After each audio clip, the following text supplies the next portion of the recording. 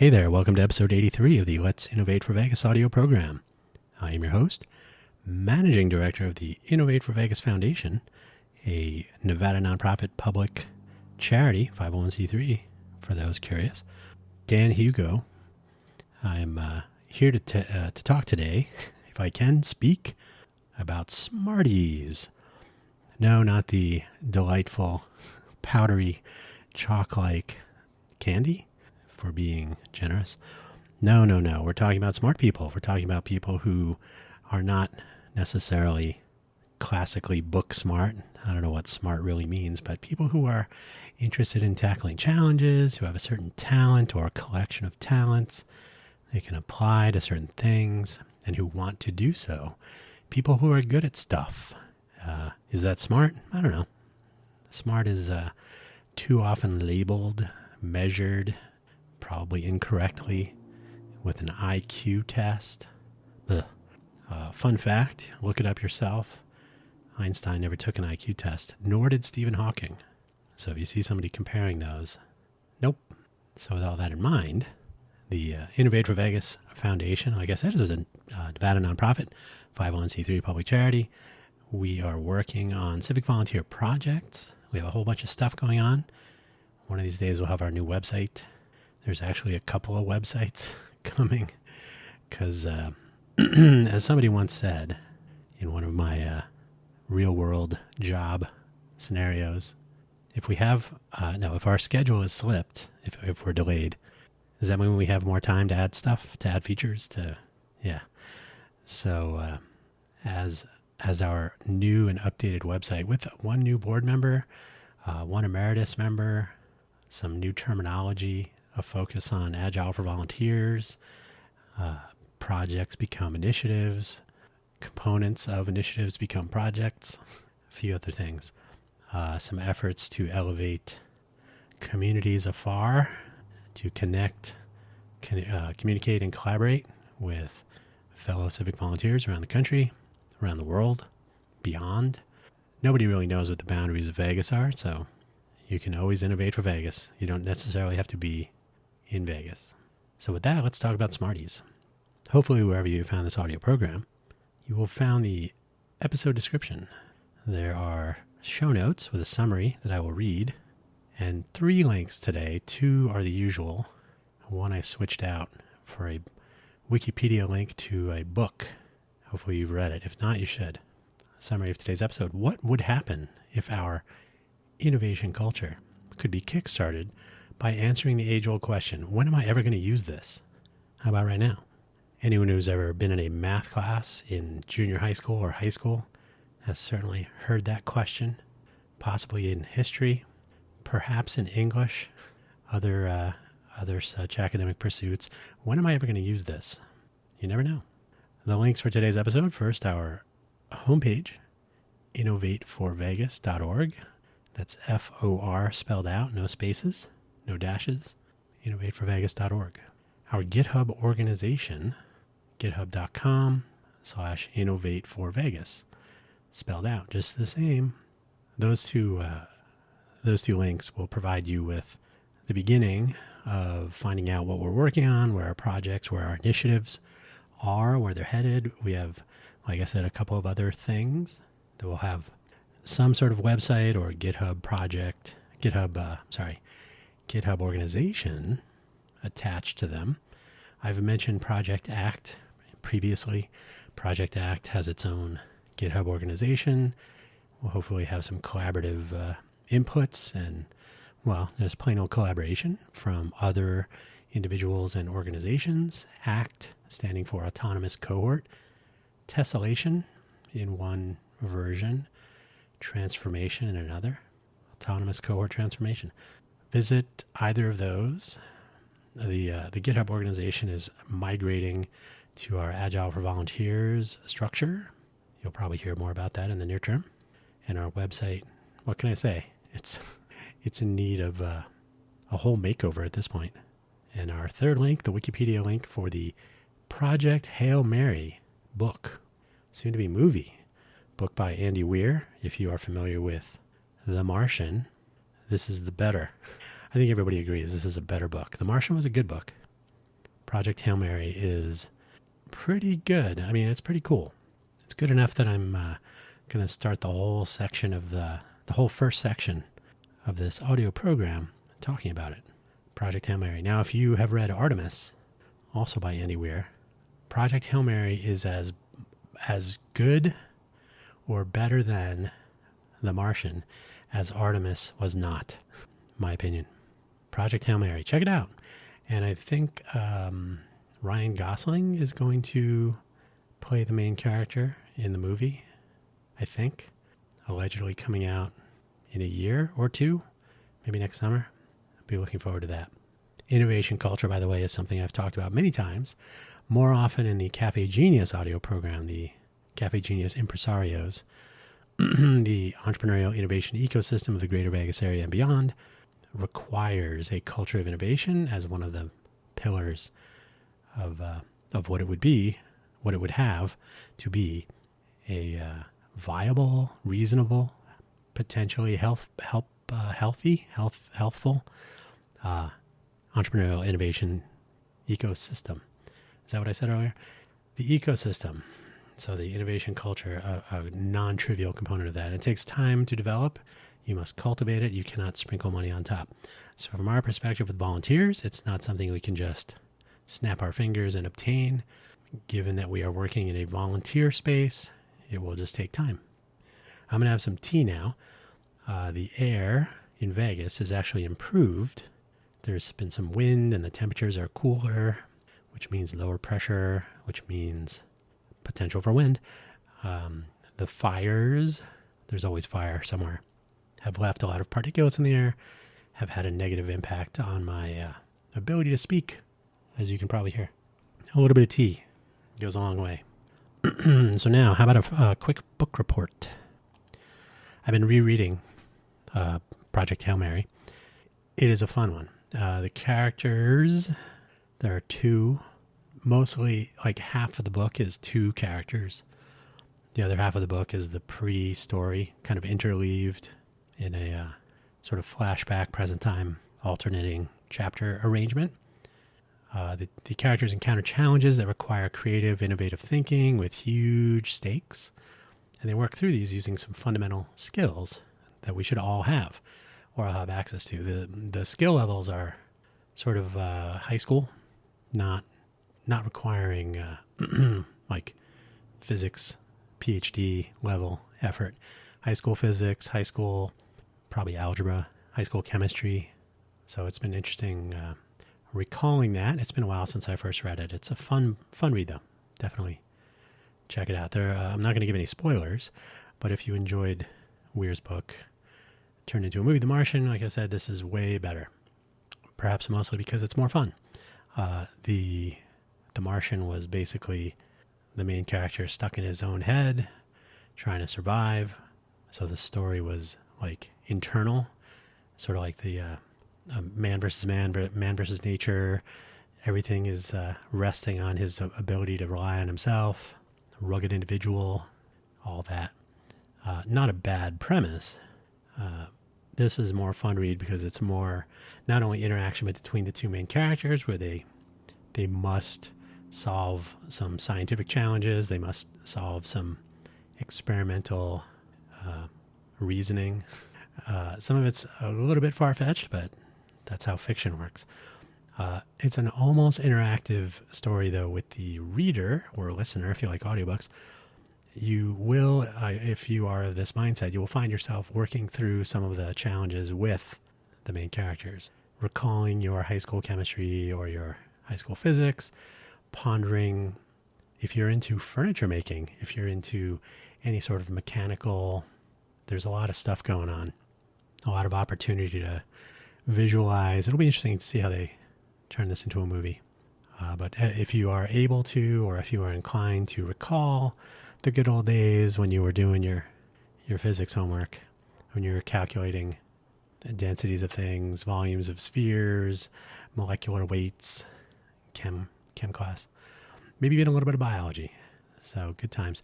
While the situation in our modern days is not quite so dire as is the subject of the book, the main, what do you call it? the challenge to overcome, I suppose. There is something to be said about turning the best and brightest at the big problems.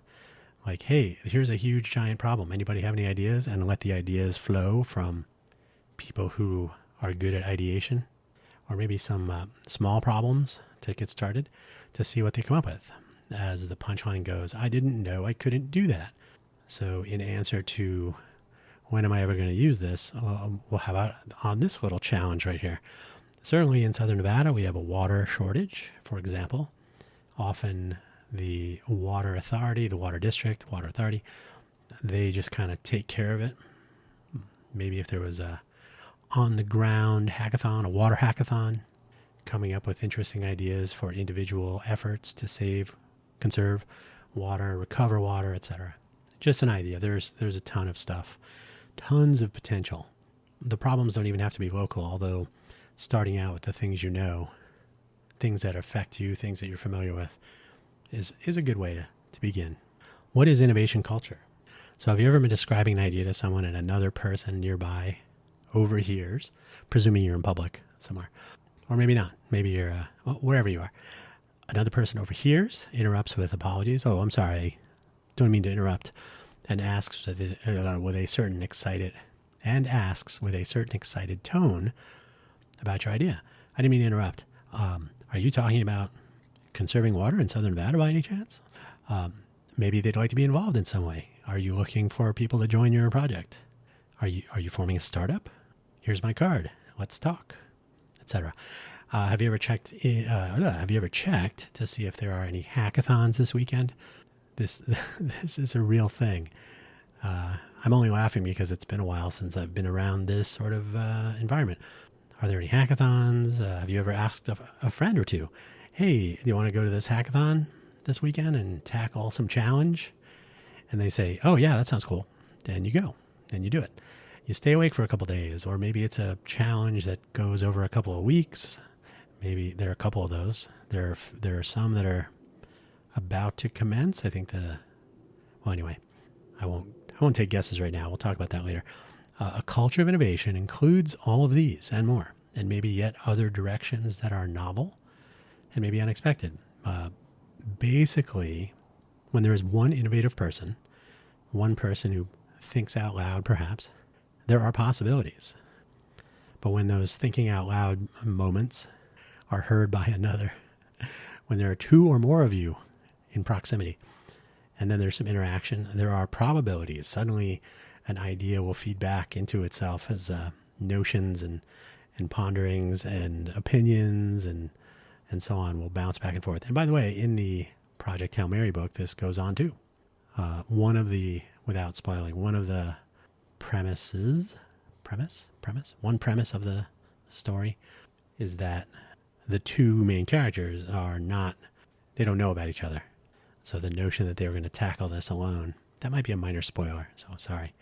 But once you get more than one sort of innovation-minded person, and the precursor to innovation, as I usually use it, is ideation. So if you can bounce some ideas around, you start talking about what's working, what isn't, what are the problems, where are the gaps, what's missing, and then you become innovative. Like, how could we fix that? What are some ways that we could work around that? We could fill that gap, close the circle. It can only get more interesting from there. So how do you cultivate the culture of innovation?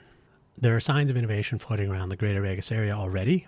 Under no circumstances should I leave you the impression that there is zero innovation here. There's quite a bit. However, the culture itself is not strong. This is the oasis in the desert. That is a reasonable analogy. We have just enough water for some possibilities, but it is definitely dry. If you are looking for innovation, you will probably find it around hospitality, food, possibly professional sports, possibly training, sports physiology. From there, really everything falls on the fun economy, which I may have talked about here before. I speak about it quite a bit in the Cafe Genius Impresario's audio program. It is sort of the core fundamental driver for the greater Vegas area. So leveraging the fun economy is not a bad thing. It is, in fact, one of the selling points, if you will, for Innovate for Vegas and our outreach for collaborative ideation and innovation with non-local individuals and cohorts. So when you innovate for Vegas, you don't have to be in Vegas, nor does your idea only have to be for Vegas. In fact, it's better if it isn't. None of our initiatives require a Vegas component. The upside, 40 million people visiting every year. Any person of any age must be enabled and encouraged. Being smart, being creative, being innovative, all good things. Maker spaces, meetups, hackathons, challenges of some sort, and a general sense that there are others around who are similarly inclined to analyze problems and solve them in novel ways. So if you, like I said, if you go into a coffee shop, library, classroom, you announce that you have an idea and no one responds, you may be in the wrong room. Novelty is not a requirement, but it's a good sign. So you may have found the answer to a puzzle, a riddle, a homework assignment. That's okay. That still counts. You're on your way. Young people at around age 12 should be provided a path to entrepreneurial innovation. If there is a 12-year-old and it's not a precise age, that's about right. Depends on the person. If a 12-year-old says, I have an idea for a business, you should grab a piece of paper and write down, take some notes, and treat it like a real idea. Don't dismiss, don't pshaw, don't denigrate, don't minimize. Age 12 is where, this is the age, usually it's 7th grade and perhaps in a junior high school arrangement where elective classes, different teachers teaching different subjects, extracurricular activities, interest-oriented peer groups can all combine to reinforce any nascent innovator notions. If you couple that with an entrepreneurial bent, like I have an idea and I would like to pursue it, not go get a job doing it, right? I'd like to be entrepreneurial. Try out my innovation. Try out my innovation in a way that I don't have to ask. I can just do and see what happens. That's a good thing. Odds are the idea will fail. That's okay. That is the beginning. So our foundation, the Innovate for Vegas Foundation, formerly the Code for Vegas Foundation, that's a story I've already told, has a goal, and in fact our actual purpose as documented in our filings with the Nevada Secretary of State, the IRS, is to enable and encourage ideation, innovation, and implementation to make our communities better. Ideation being brainstorming, innovation being proposing solutions, novel solutions, most likely. Why has no one ever thought of this?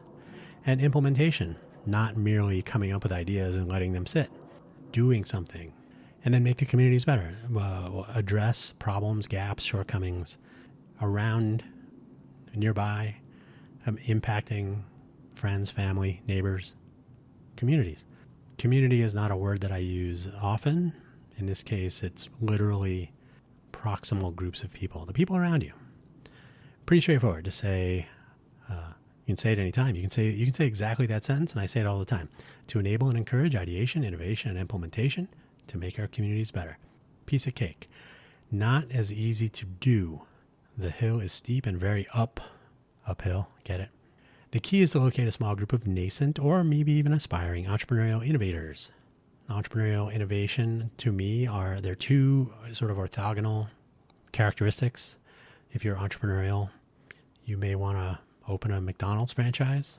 I'm not denigrating that in any way. You may be innovative. You may have an idea for a new kind of hamburger, fast food or fast casual, hamburger-ish, Americana food establishment. You may want to open your own. You're entrepreneurial and innovative. They're two great tastes that taste great together. If you have an entrepreneurial personality, it will bootstrap the cultivation of our innovation culture. So some entrepreneurial innovators, you can be innovative.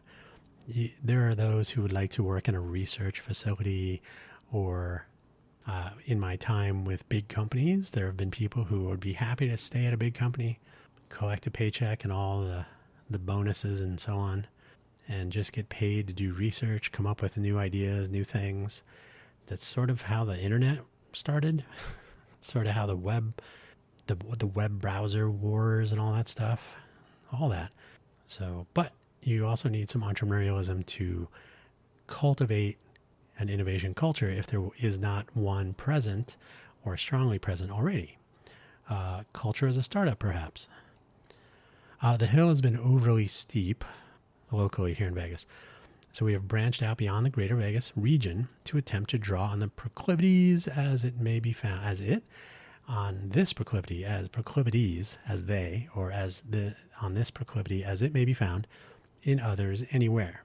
So with our recent and near-term focus on tools and methods, that's Agile for Volunteers and the Project Act effort to make those connections, hopefully we can begin to get some traction. This is not to say that Greater Vegas has none of the things. It does mean that there is a sort of a wait and see. Why don't you go ahead and do that, and we'll think about participating. I kid you not. Greater Vegas is still our base of operations, though. We need to initiate a chain reaction of people who kind of get it, who see the possibilities. They want to put some time in, grow the effort, add some momentum. 20 go to 10, and see if we can't kind of bootstrap a culture of innovation here. Again, it's not that the innovation component is absent. There are people who are innovative. It is the culture of innovation. The best way I can explain it, other than the coffee shop notion or the hackathon, hey, you want to go to a hackathon this weekend and see what happens? Sure. Like, if you have to ask more than 2 people in your circles, you may not be in a innovation culture. And I have been to places that lack, and I've been to places that do not lack. When 1,200 people show up for a all-nighter weekend hackathon, building drones and robots, and the list goes on, 1,200 people on a weekend, that is a culture of innovation in which you find yourself, or in which I have found myself. Challengers. Let's talk about one of the things that we're pursuing, which has not gotten enough time lately. Time put into it. The Challengers Initiative is pretty simple. Provide a way to discover challenges. These are usually hackathons or similar projects, sometimes held on a weekend in a more traditional hackathon type structure, or taking place over days or weeks or months to arrive at some challenge submissions. Sorry, I was reading ahead. And the Challengers Project also enables discovery, enables recognition and celebration of those who participate. Basically, what happens is you participate, nobody knows it. Why bother? Something must come from within, and hopefully it does. But that doesn't mean people should not know that there's something other to do here in the greater Vegas area than win at slots, get your car stolen, get hit by a car, get your resort torn down, have a baseball team skip town, right? Not a lot of innovation coming out of those headlines. So if we can enable discovery of these challenges, I use challenges specifically because they tend to be competitive. They tend to be prize oriented, or there may be a judge involved. Hackathons are a little bit more generic. So a challenge could be a hackathon. A hackathon is not necessarily a challenge, if that makes sense. It's not difficult to do. If we have a list of challenges, for example, as I mentioned at the top of the show, the NASA Space Apps Challenge is coming up in about 3 weeks, I think. That's a weekend challenge. They've literally, I think it was yesterday. Today's the 17th. Did I say the date? Today is the 17th of September. It's about 10 o'clock in the morning. It's Tuesday. So I believe it was Sunday night, maybe Friday. They sent out, we are not doing the NASA Space Apps Challenge this year, but I did receive the email that the challenges have been posted. So you have access to what the challenge topics are. You pick a topic in about 3 weeks. It's a 46-hour hackathon, give or take. You work on the project. You're not supposed to work on it ahead of time. They give the challenge topic 3 weeks ahead. The Congressional App Challenge coming up. I believe it's about a month after that is a long run project. You submit your submission in the submission time window. And that's usually right at the beginning of November. Maybe it will coincide with Election Day. And there are more. We could enable challengers to sign up with parental permission, of course, connect to others to form teams. So if there are challengers in the greater Vegas area for an in-person team, or perhaps others virtually around other parts of Nevada or beyond, form a team. By the way, I've been to many hackathons in my travels. Occasionally people will just go and see who's there. Hey, you want to form a team? That's another way to do it. It's almost like it's like testing your own skills to match your background, your interests, what you can actually accomplish in 40, 48 hours, whatever the time limits are, with others. So you get together, you see what you got, you see what kind of hardware, software, what are the challenges, and these are normally tech hackathons, which we'll get to in a moment. You sign up, or at least indicate that you signed up for a particular challenge, and then we end up with a platform for accomplishing the local goals, which are, again, to recognize and celebrate the people in our locality, especially the younger ones, who are tackling challenges in a competitive or even non-competitive way. It doesn't always have to be a competition. Sometimes there's an honor just to participate. So the local challenge, though, is to again recognize and celebrate people who take the time. If you, and I say this all the time, if you, for example, put a quarter, do they take quarters anymore? Put $5 in a slot machine in Vegas and you win the jackpot. Maybe it's a progressive jackpot. Of course, you must be over 21. Otherwise, it doesn't matter. You're going to get mentioned in the news.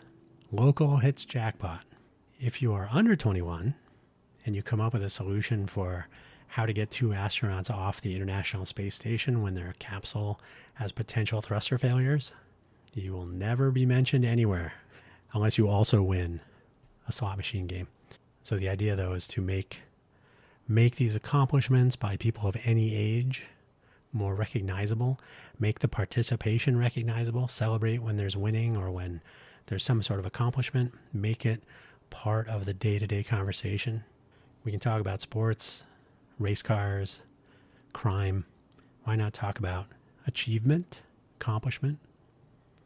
We can make our this critical aspect of our culture of innovation cultivation effort public. So if you try to solve a challenge and if you win a competition around it and nobody knows, did it happen? It did. So we can tell people that and then they'll know. So how about everything? The usual, even reflexive response to any mention of a hackathon usually revolves around laptops, Red Bull, snacks, and the development of apps. This is unfortunate because the hackathon notion can be useful to accomplish so much more, like everything. We don't need to work with hackathons. The challenge can take many forms, whatever the particular rules might be. The important part, though, is that not all challenges need to be tech. They don't need to be mobile app development or building a game or other such things. There may not be any graphics involved. You may not need to create any visual. Well, maybe you'll create visual. The point, though, is that a hackathon or the challenge notion need not revolve around tech. There are many ways to tackle challenges. There are ways to tackle challenges, especially as they impact local life, problems, needs of solutions. I've mentioned a few of these over time. Of course, we have the water situation in Southern Nevada, habitat encroachment, dangerous intersections, crime. The best way to come up with solutions to things is to try to come up with solutions. So the notion of offering local challenges is a possibility. I will say during my time at Intel that the county clerk did have a challenge that they presented at a Smart City Hackathon. So it can be done. This was in a tech context, though, so not everything is tech. Do you need tech to figure out how habitat encroachment works? That is when coyotes and snakes and scorpions start appearing closer to you than normal. Do we need tech for that? Well, tech could be involved, but the real solution is awareness, education. Public has to know what's going on, how to share information, how to keep track of it. Yes, you can use online tools to capture the most recent coyote sightings and show that they're becoming closer and closer to where people are. But sometimes tech is a component. It need not be the whole thing. And this is where a variety of skills can come into play. Rarely are products or really good services, things, the result of a single skill set. They can and should be much more broad than this, these challenges and potential solutions. So not just tech. And as I said, we changed our name from Code for Vegas Foundation to Innovate for Vegas Foundation, because not everything is an app. Not everything is code. So I will say, though, that while code and now the two worst letters ever put together, AI, are important, they cannot be considered the end-all and be-all, or the be-all and end-all. AI is already hinting that humanity will be removed from some aspects of innovation. That's no good. So now is a good time to ponder how making use of the current trends will be an advantage rather than being used by them. How can I learn to apply AI as a component, as an element of my solution proposals, my innovation? Don't make AI the innovator. Make it a tool used for innovation. So we're coming to the end. What is Smarties? Challenges are fun, and they are sometimes applicable to our localities, our neighbors and our friends, but not always. Sometimes they're national challenges. Sometimes they're challenges around a particular product. You might see a database vendor has a challenge, so it's a national hackathon. You have 30 days to come up with some sort of a thing. It's sort of like a raffle. They get free work, give out some prizes. This is not a bad thing. It can be fun to take on a challenge and see where it goes, but there is a business aspect to it. These are often larger, sometimes further and or farther reaching than merely, build an app that displays all the food banks in your city on a map, which is another fine weekend project. Suppose there was some connection between civic volunteerism, culture of innovation, cultivation, and our entrepreneurial innovation ecosystem. And in some ways, yet to be discussed, our current and future asset map for the greater Vegas area. Suppose all those things could come together. As I say frequently, I don't want people to work for free, but I want to work with people willing to work for free. The outcomes from efforts along these lines are what I am speaking of. So reach out to me if this appeals to you in some way. Hugo at innovateforvegas.org. DHUGO. That's me. It's Hugo. Bottom line, we cannot simply hope for the best. The best way to enable and encourage ideation, innovation, and implementation is to actually do it, not talk about it, not post about it on LinkedIn and give it a bunch of likes and assume it's a done deal. That's actually the furthest thing from the truth, and sometimes farthest. So presenting problems in such a way as people of all skill levels and interests are not put off, are not pushed away. I'm not a programmer, therefore I cannot possibly, I can actually come up with something. Encourage that. Encourage people to talk about ideas. Put down the TikTok. And by the way, I'm not anti-cell phone. Just social media is kind of a distraction. Enable people to use the tools at their disposals. Give Project Hail Mary a read, or if the movie comes out, that'll be in a long time. But check it out. If you do recall The Martian, similar idea, but more fun, and a little bit more, it's hard to describe. It's because of the interactive nature of the two characters, plus the reader, there's just a little bit more like a ticking clock. The Martian had a ticking clock too, but the idea that you could spend 48 hours, maybe not even sleeping, tackling a problem you've never seen before, coming up with a solution, building a prototype, whatever it is. You could have 48 hours and 5 ingredients to come up with a particular food item, right? I always say food is a fine hackathon place to be. It could be anything. It doesn't always have to be here, write an application, do some coding.